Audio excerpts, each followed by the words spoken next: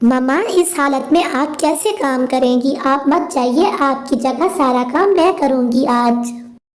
लेकिन बेटी, झाड़ू पोछा और बर्तन, इतना सारा काम तुम कैसे कर पाओगी? मुझे किसी न किसी तरह से आज जाना होगा मेम साहब के घर। मम्मा, मैं आपकी बेटी हूँ, मैं सारा काम कर सकती हूँ। आप फिक्र ना करें, मैं आपको शर्मिंदा नहीं करूँगी। अब मैं चलती हूँ मेम साहब के घर। ठीक है बेटी, तुम जाओ और काम करने के बाद फौरन से ही घर लौट आना। इधर उधर की बातों में मत पड़ जाना।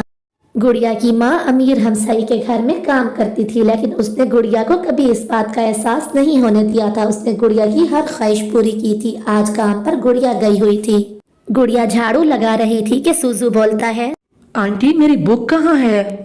वो उधर अलमारी में रखी है, मैंने आपकी बुक। माफ कीजिएगा, मैं समझा कि पारो आंटी काम कर रही हैं। मम्मा की तबीयत ठीक नहीं है, इसीलिए आज मैं उनकी जगह काम पर आई हूँ। लेकिन क्या आप ये सारा काम कर सकती हैं? पारो आंटी की तो आदत है काम करने की, आप कैसे करेंगी? भले ही मम्मा मुझसे घर का काम नहीं करवाती, लेकिन मम्मा ने मेरी तरबियत बहुत अच्छी की है। मुझे सारा काम आता है। अब अगर आप इजाजत दें तो मैं काम कर लूँ। जी जी बिल्कुल, आप अपना काम कर लीजिए, मैं तो वैसे भी बाहर जा रहा था। सूजू एक लम्हे के लिए वहां रुकता है और उसके बाद वहां से उड़ के चला जाता है। वो बहुत शर्मीला था, वहां पर ज्यादा देर नहीं रुकता। गुड़िया भी जल्दी से अपना काम खत्म करती है और वहां से वापस चली जाती है अपने घर। घर में जाके वो अपनी माँ को सारी बात बताती है। मम्मा, मालकिन तो घर थी ही नहीं, एक लड़का था बस। हाँ बेटी, मालकिन ने आज किसी काम से जाना था, वहाँ पर सूजू होगा। सूजू सिर्फ अपने काम से काम रखता है, बहुत शर्मीला है, तुम्हें देख के वो वहाँ से चला गया होगा। वो अभी यही बातें ही कर रही थी कि सूजू आता है। आंटी जी, मम्मा ने कहा है कि हमें गुड़िया का काम बहुत अच्छा लगा है। जितने दिन आप बीमार हैं, गुड़िया ही काम पे आ गया करे। हाँ बेटा सूजू, मम्मा से कहना अभी कुछ दिन तक तो गुड़िया ही आएगी। जब तक मैं पूरी तरह ठीक नहीं हो जाती, गुड़िया ही मेरे हिस्से का काम किया करेगी। ये बात करने के बाद सूजू वहाँ से चला जाता है। अगले दिन गुड़िया वहाँ पर झाड़ू लगा रही होती है कि मालकिन अपने बेटे सूजू से कहती है, बेटा सूजू, जरा झरने से जाके लाल गुलाब के फूल तो लेके आओ। लेकिन मम्मा, मैं तो झरने पे कभी नहीं गया, मुझे वहाँ का रास्ता नहीं आता, मैं कैसे जाऊंगा वहाँ तक? बेटी गुड़िया सुनो, जरा तुम्हें तो झरने के रास्ते का पता होगा। सूजू के साथ जाओ, इसने गुलाब के फूल तोड़ने हैं। जी अच्छा मालकिन। वो दोनों झरने पे चले जाते हैं। सूजू फूल तोड़ लेता है। सूजू कहता है, सुनिए, मैं आपसे कुछ कहना चाहता हूँ। जी जी बोलिए, आपको क्या कहना है, मैं सुन रही हूँ। वो बात ये है कि आप मुझे बहुत अच्छी लगने लगी हैं। मैं आपसे शादी करना चाहता हूँ, क्या आप मुझसे शादी करेंगी? लेकिन आपकी मम्मा इसके लिए कभी राजी नहीं होंगी। मैं अपनी मम्मा को किसी न किसी तरह मना लूंगा। पहले आप अपनी मर्जी तो बताइए, क्या आप राजी हैं इस रिश्ते से? गुड़िया एक फूल उसकी तरफ फेंक देती है और खुद उड़ के वहाँ से चली जाती है। वहीं पास में गौरी कवि बैठी ये सब देख रही होती है। वारे गरीब चिड़िया, तू ख्वाब देखेगी महलों में रहने की, अभी जाके सूजू की माँ से बात करती हूँ। ऐसा कहते हुए गौरी कवि वहाँ से उड़ती हुई सीधा सूजू की माँ के घर आ जाती है। अरे बहन, अपनी आंखों से देख के आ रही हूँ, तुम्हारा बेटा उस गरीब चिड़िया, नौकरानी चिड़िया के साथ बैठा प्यार मोहब्बत की बातें कर रहा था। वो तुम्हारे बेटे को फंसा रही है। लेकिन मैं नहीं मान सकती, ना मेरा बेटा ऐसे है और ना वो बच्ची गुड़िया ऐसी है। ये कैसे हो सकता है? इसे कैसे वैसे को छोड़ो और गुस्से से बात करो अपने बेटे सूजू से, और इसको मैं तो कहती हूँ दफा करो। पारो चिड़िया को काम से ही निकाल दो, मैं तुम्हें कोई और काम वाली ढूंढ दूंगी। लेकिन मामा, उसने खुद मुझे प्रपोज किया है, तो कुछ सोच के ही किया हो। बेटी गुड़िया, समझने की कोशिश करो, उसकी माँ कभी इस रिश्ते के लिए राजी नहीं होगी। लेकिन मामा, उसने मुझे खुद कहा है कि मैं अपनी मम्मा को मना लूंगा। अच्छा चलो ठीक है, जो होगा देखेंगे, लेकिन कल से तुम काम पे नहीं जाओगी। अब मैं ठीक हो गई हूँ, कल से काम पे मैं खुद जाऊंगी। मम्मा, क्या आप नहीं चाहती कि मैं खुश रहूं? मेरी खुशी इसी में ही है। वो सब तो ठीक है बेटा, अगर कोई भी लड़की होती मैं तुम्हें उसके साथ ब्याह देती, लेकिन वो एक काम वाली है। काम वाली तो वो अब है ना मम्मा, जब वो इस घर में आ जाएगी तो मालकिन बन के रहेगी ना, काम वाली थोड़ी ना होगी। वाह बेटे वाह, क्या बात है, अभी बीवी घर आई नहीं और मालकिन उसको पहले से ही बना दिया। अगले दिन पारो चिड़िया काम कर रही होती है कि वहीं पर ही गौरी कवि एक मैना को लेके आ जाती है। मैना और गौरी कवि घर के अंदर आ जाती हैं। ये देखो पिंकी चिड़िया बहन, मैं ले आई हूँ एक मैना को, मैंने कहा था ना मैं काम वाली ला दूंगी, ले आई हूँ मैं। लेकिन नई काम वाली लाने को मैंने तो आपसे नहीं कहा था। नई काम वाली का जिक्र सुन के पारो चिड़िया भी वहाँ आ जाती है। मालकिन, क्या मुझसे कोई गलती हो गई है कि आप मेरी जगह नई काम वाली रख रही हैं? गलती तुमसे नहीं, तुम्हारी बेटी से हुई है। डोरे डाल रही है वो सुजू के ऊपर। काम वाली बाई हो के सपने देख रही है महलों में रहने के। गौरी, खबरदार खबरदार, मेरी बेटी के बारे में एक शब्द भी तुमने कहा तो मुझसे बुरा कोई नहीं होगा। कहूंगी कहूंगी, क्या कर लोगी तुम छोटी चिड़िया, काम वाली बाई? अरे अरे, झगड़ा खत्म करें। गौरी, आपने अच्छा किया कि आप काम वाली को ले आई, मुझे काम वाली की जरूरत थी। अगर आपने फैसला कर ही लिया है मालकिन नई काम वाली रखने का, तो मेरा यहाँ क्या काम, मैं अभी चली जाती हूँ। मैं और मेरी बेटी ये जंगल भी छोड़ के चले जाएंगे। हो सके तो हमें माफ कर दीजिएगा, मैं चलती हूँ यहाँ से।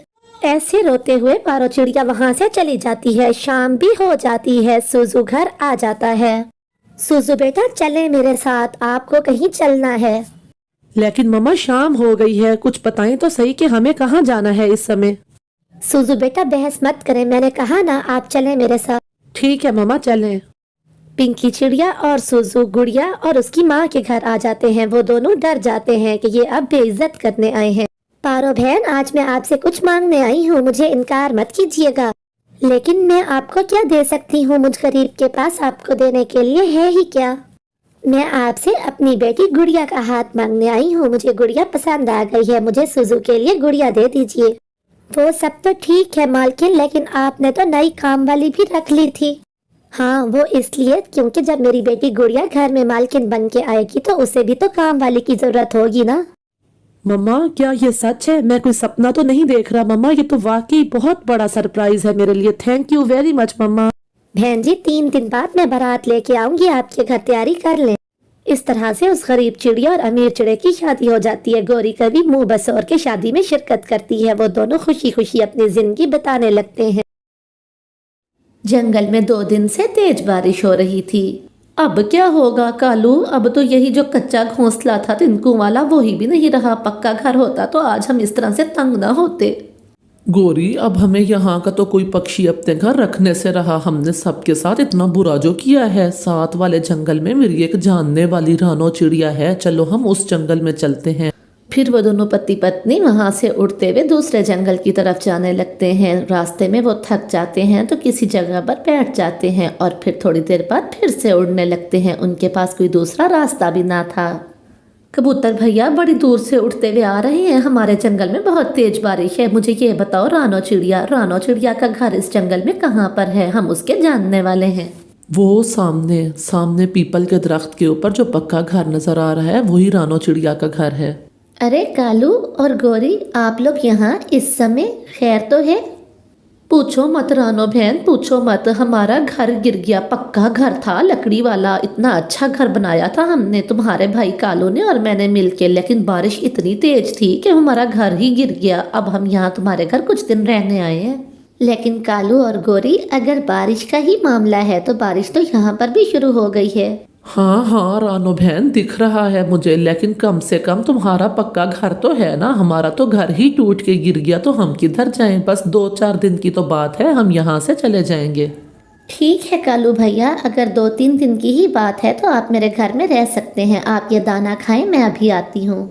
फिर चिड़िया उनको भोजन दे के दूसरे कमरे में चली जाती है।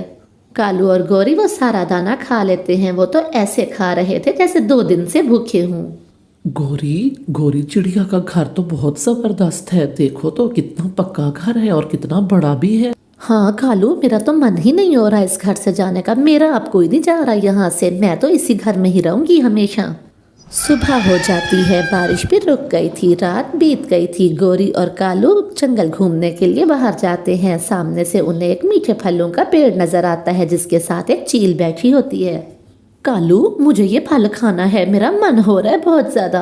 गोरी, ये पेड़ इस चील का है। अगर हमें फल खाने हैं तो हमें पहले चील से पूछना होगा। तुम्हें जो करना है जल्दी करो, मुझे ये फल खाना है। चील दी, वो क्या है ना, मेरी पत्नी का बहुत मन हो रहा है ये फल खाने का। क्या हम एक मीठा फल तोड़ के खा सकते हैं? हाँ कवे और कवि, तुम यहाँ से एक मीठा फल तोड़ के खा सकते हो। फिर वो दोनों एक मीठा फल तोड़ते हैं और मज़े ले लेके खाते हैं। वो तो बहुत ही स्वादिष्ट था। चील दी, ये तो बहुत ही मीठा फल था, क्या हम कल भी ये फल खाने आ सकते हैं?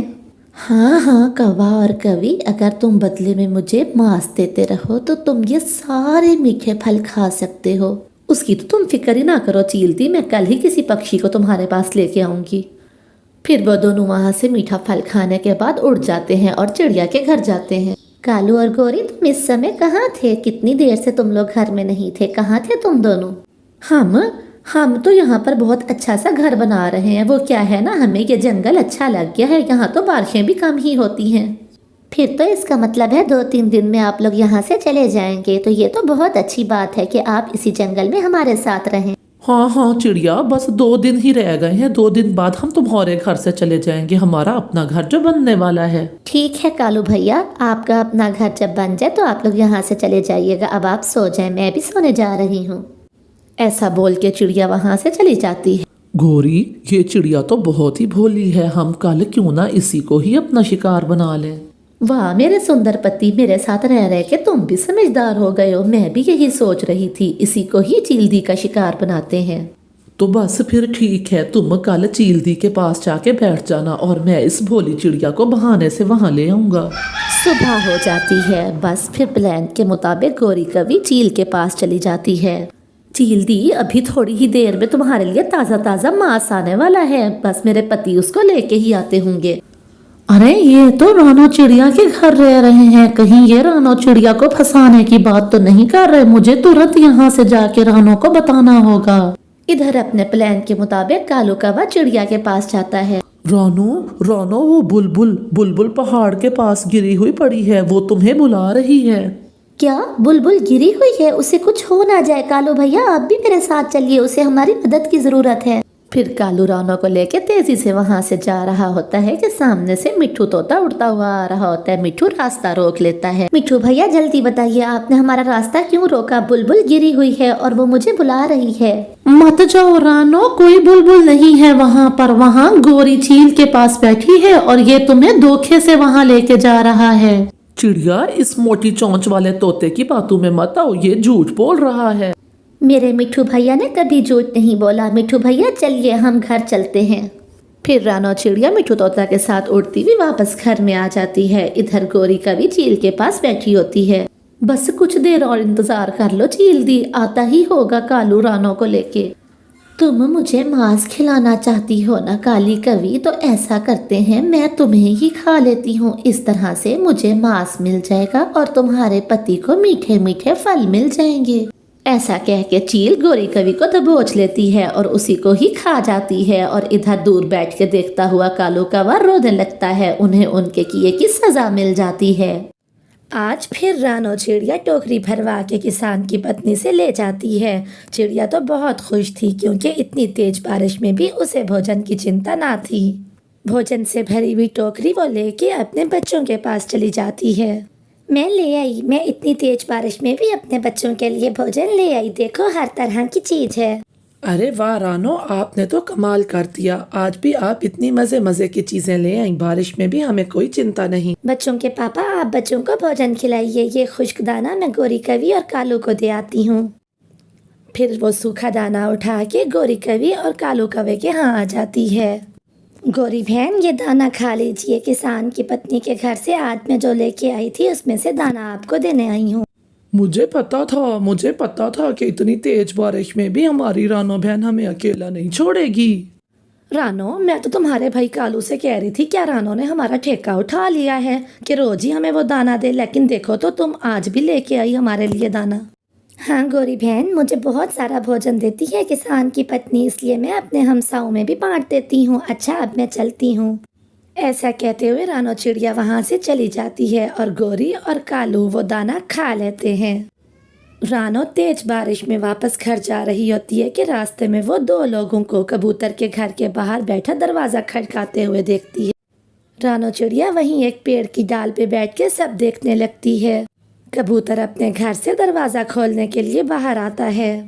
कबूतर भाई, क्या आज रात हम दोनों आपके घर में गुजार लें? हमारा घर टूट गया है बारिश में। मिठू, मेरा तो खुद का घर बहुत कमजोर है और मैं तो डरा हुआ हूँ कि इतनी तेज बारिश है, कहीं गिर ही ना जाए मेरा घर, मैं नहीं रख सकता तुम्हें।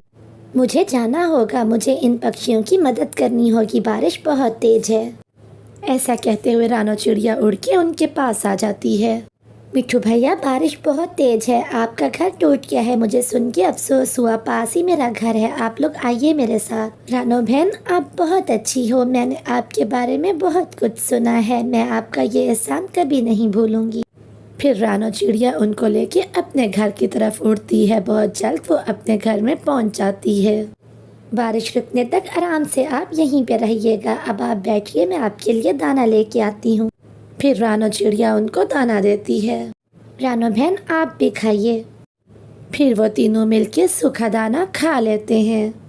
कालू, मुझे ये बताओ, कब तक ये मज़े करती रहेगी? किसान की पत्नी से सारा भोजन यही ले आती है, हम भी तो इसी जंगल के पक्षी हैं।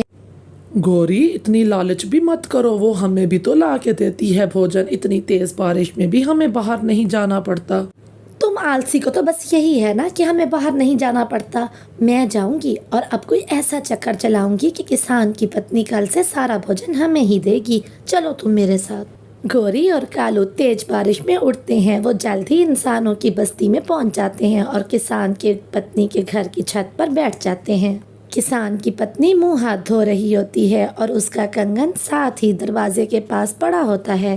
कालू और गौरी छत पर बैठ के ये सब देख रहे होते हैं। उनमें से कालू चुपके से उड़ता है और कंगन के पास आके बैठ जाता है और फिर वो उस कंगन को चुरा लेता है और वो दोनों वहाँ से भाग जाते हैं। कंगन चुरा के वो दोनों अपने जंगल अपने घर पे आ जाते हैं। अब चलेगा पता। अब मैं देखती हूँ कैसे देती है किसान की पत्नी टोकरी भर भर के उस छोटी चिड़िया को। हाँ, अब चिड़िया बनेगी बुरी किसान की पत्नी की नजर में और हम दो बनेंगे अच्छे। कल से सारा भोजन हमारा हुआ। मेरा कंगन कहाँ गया? ये कैसे हो सकता है? अभी कुछ देर पहले तो मैंने यहीं पर ही रखा था। कौन चुरा के ले गया मेरा कंगन? किसान की पत्नी यूं परेशान होकर अपना कंगन ढूंढने लग जाती है। शाम के बाद कौवा और कवि किसान की पत्नी के पास आते हैं। माँ जी, ये सोने का कंगन आपका है क्या? ये कंगन तो मेरा है, लेकिन ये तुम्हारे पास कहाँ से आया? मैं कब से इसे ढूंढ रही हूँ। वो है ना चोरनी चिड़िया, उठा के ले गई थी तुम्हारे घर से। ये मैंने देखा तो छीन के ले आई उससे। माँ जी, हम बहुत अच्छे कवि हैं, हमसे बुरे काम नहीं देखे जाते। वो चिड़िया ऐसा भी कर सकती है, मैं सोच भी नहीं सकती थी। मैंने बारिश में उसकी मदद की, उसे दाना दिया, फल दिया, लेकिन उसने मेरे साथ ही ऐसा किया। उसने मुझे धोखा दिया। कल अगर वो यहाँ आए तो उसे भगा देना, लेकिन माँ जी उसके आगे मेरा नाम ना लेना। जैसी भी है तो पड़ोसन है वो मेरी। मैं उसे कोई बात नहीं करूँगी। दूसरे दिन जब चिड़िया किसान के घर आती है तो किसान की पत्नी उसे सीधे मुंह बात तक नहीं करती। माँ जी, क्या बात है? क्या आज आप मुझे भोजन नहीं देंगी? तुम्हारे जैसी चोरनी से संबंध बना के मैंने बहुत बड़ी गलती की। चिड़िया, चली जाओ यहाँ से, मैं तुमसे बात नहीं करना चाहती। माँ जी, ज़रूर आपको कोई गलत फहमी हुई है। मैं जिस थाली में खाऊंगी उसी थाली में छेद क्यों करूँगी भला? ऐसे चिड़िया रोते हुए वहाँ से चली जाती है। थोड़ी देर बाद कौवा और कवि अपनी टोकरी लेके वहाँ आते हैं और किसान की पत्नी से मीठी मीठी बातें करने के बाद उससे भोजन लेके वहाँ से चले जाते हैं। कालू, हमने कितनी चालाकी से किसान की पत्नी का कंगन चुरा के चिड़िया को चोर बना दिया।